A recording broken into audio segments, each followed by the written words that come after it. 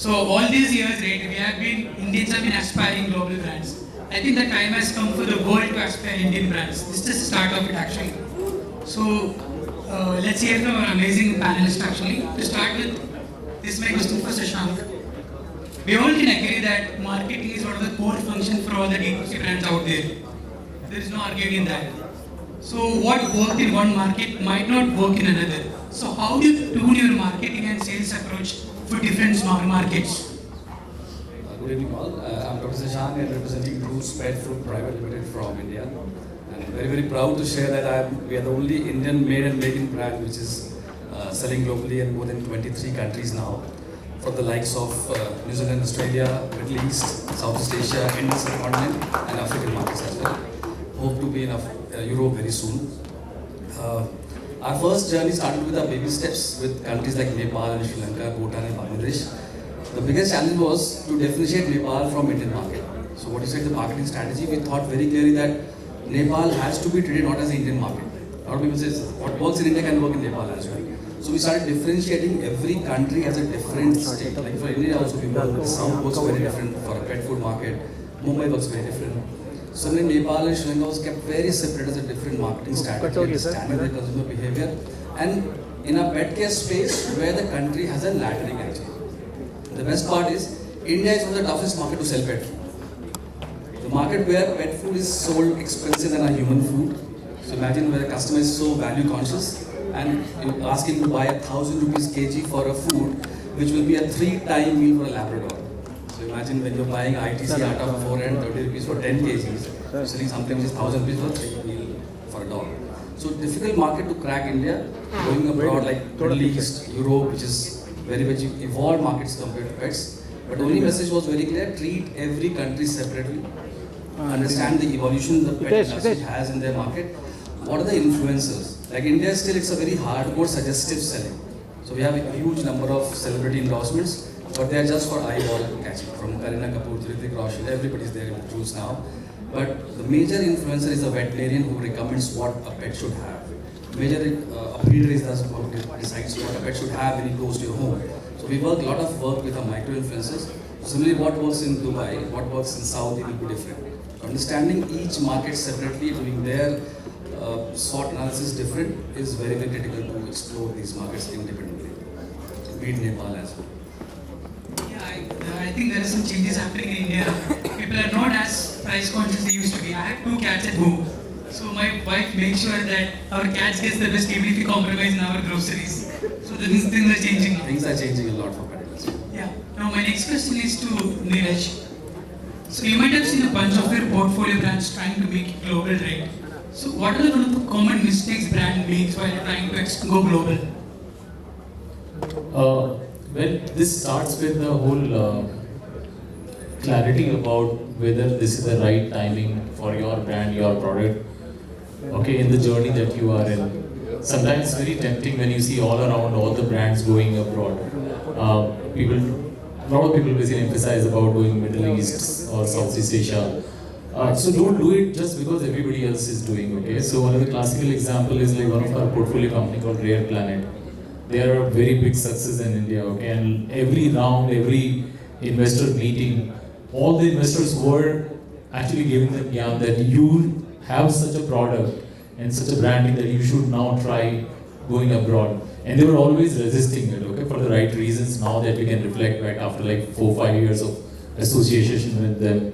See, they were very clear that we have a huge market in India and we are still addressing to the same, okay, the audience, the Indian diaspora which is living outside and even the foreigner, the dollar money sitting at the airports in India.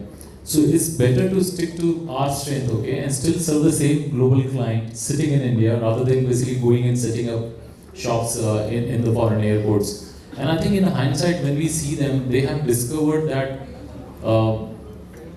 they are now 34 airports brand shops in India. One of the most, I think, lovable brands in India. And within the airports now, they have actually like multiplied one brand into 3 different shops, 3 different categories. So they have started owning the medium itself rather than basically going abroad. So One is like understanding your own strength and okay, the very first beginning, whether you want to do it for the right reason, then do it. The other thing that we have learned with a lot of our founders is like who have made really big outside. See, when you go abroad, it's like starting from scratch. What worked for you in India may not be the right story. Okay, the same formula will apply in global. So my advice, and that is what we are doing for ourselves also, like we invested in almost 100 companies now in India. For the first time, we are the only one who have a global fund. We can bring capital to any of these founders who are sitting here. You can raise capital from anywhere of the world. We can get you the money here. So we are taking this product now global. So what we have been giving Gyan to others, we are actually following it to ourselves, and that Gyan is, if you are going to a new market, whether it is within India or outside India it's even more important. It has to be won by the founders. If you are in a perception that you can hire somebody like who is very well known in that market, somebody like who is very senior in that market, 15 years experience in B2C or D2C, in any of these markets, and you feel that okay, now we have hired some of the best talent and they will crack the market for you, it's not going to be the story. It's the founders who have to go and like find a new product market fit for themselves. So founder has to lead the new market. So I think if they are relying on somebody else, it's a big mistake. So these are two things that, one is that do it only if you believe it, don't do it the temptation of that everybody else is doing, and second, it has to be done by founders. I totally agree with second point actually. I've heard a bunch of stories where consultants were hired to expand in new markets and it totally tanked.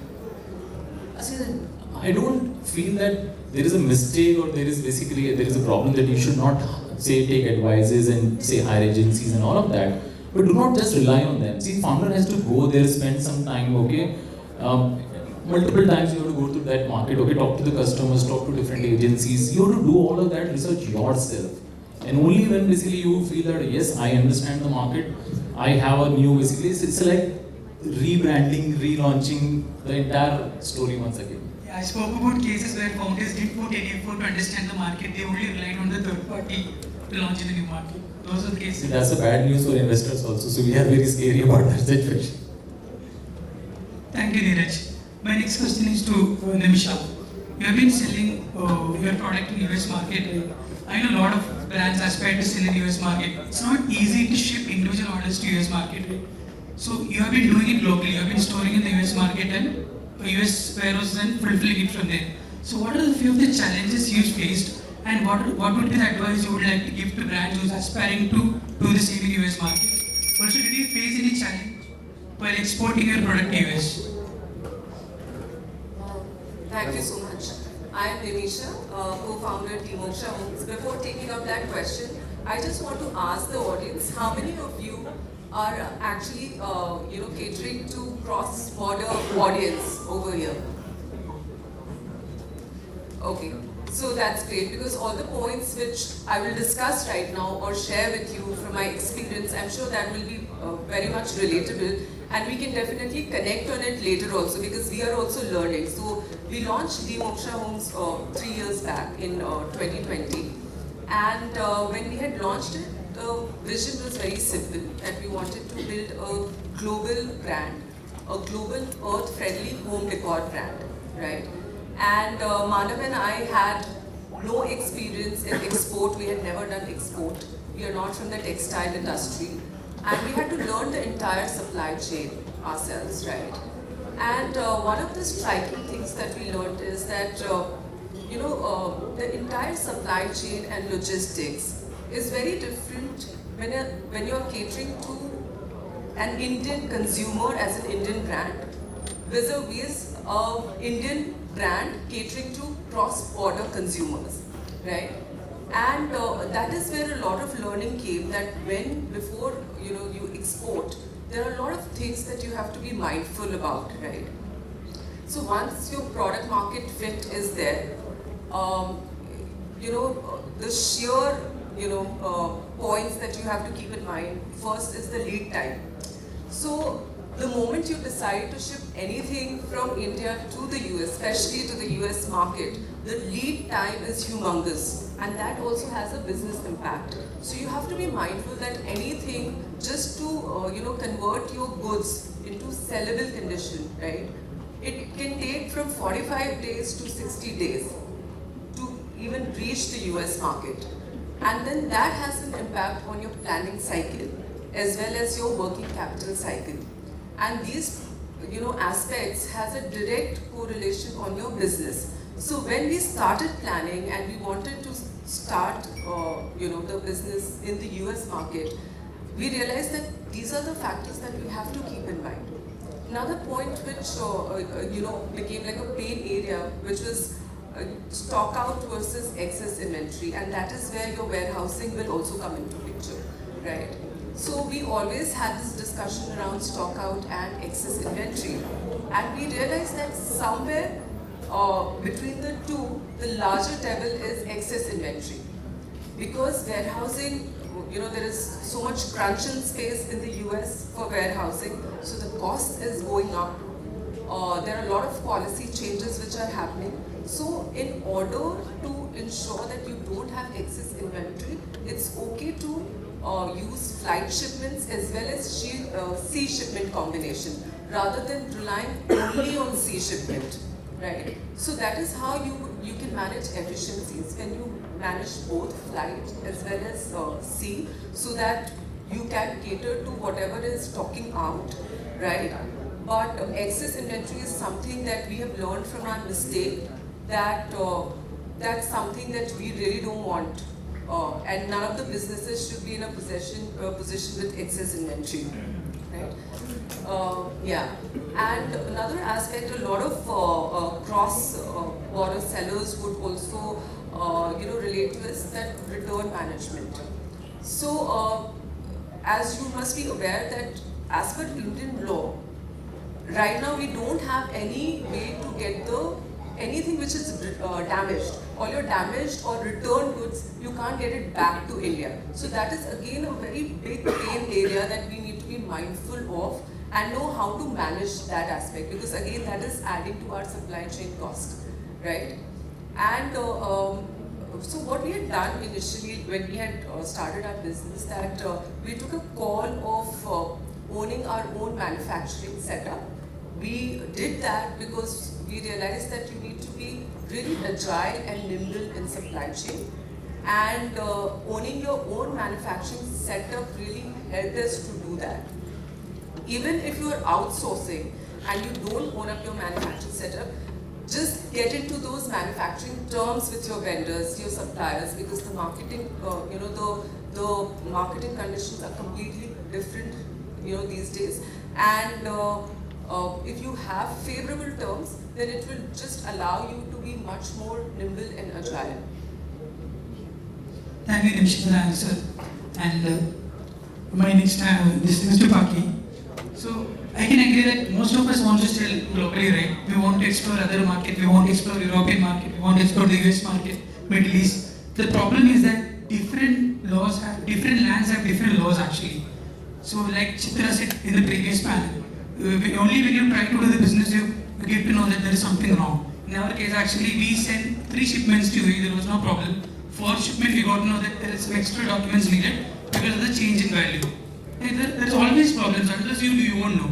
So what is your advice to all brands aspiring to go global in terms of regulatory and compliance? Thank you for that. See, I believe that, the D2C channel has only democratized how we are being able to get access to the global markets. Until now, it was something which was a legacy of the incumbents and the larger brands in India. I think all of this has triggered a play where now we have an ecosystem of enablers across technology, finance, marketplaces, logistics, who are enabling the advice and of course the nuancity of what is needed in each of these regions. I think it's very interesting, we heard even in the previous panel that in terms of the evolution, we are there where we're at the stage where we're now getting together and putting together advisory and consulting basis this whole opportunity that it's opening up for global markets. I think more important than that, it's important for brands to understand, the market fit, whether the product is, there's a market fit for it, whether you have a defined TG, in the specific regions are you being able to understand those cohorts in an independent and defined and articulate the value proposition that you're offering to them? Further, from your grid of assortment, what are your heroes? Are you aligning that set to be available, and how are you going to ensure that they go out to each of the specific regions you're going to? And I think all of this, the entire ecosystem and the entire space is evolving to be able, like you have Amazon Global, which is helping you help test the waters, right? And what is that stage? Is it the optimal journey where you align with a partner, a marketplace, or you will have your own platform, your brand.com, warehousing and logistics, whether you align with partners and you make sure that you invest in your own facility.